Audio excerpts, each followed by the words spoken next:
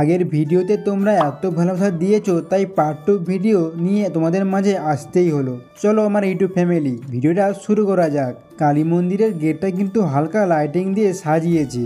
একটু ভেতরে আসতেই দেখতে পেলাম আমার বাম দিকে কালী মন্দির ও ডান দিকে রয়েছে কত রাধাকৃষ্ণ ঠাকুর, আর চারিপাশে কৃষ্ণ ঠাকুর তার জীবনে কি কি কাজ করেছে সেগুলো তুলে ধরা হয়েছে। এখানে কিছুক্ষণ ঠাকুর দর্শন করার পর এখন যাচ্ছি আমরা মেলার ভেতর দিকে। একটু ভেতরে আসতেই দেখলাম কত বড় নাগরদোলা। নাগরদোলাটা বড়, তাই আমার চাপতে ইচ্ছে করছিল।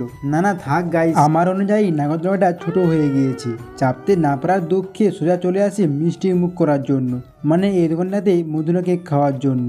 গাইস সত্যি কথা বলতে প্রথমে আমরা ভেলপুরি খাওয়ার জন্য এসেছিলাম, কিন্তু ভুল করে এই দোকানটাতে চলে আসি।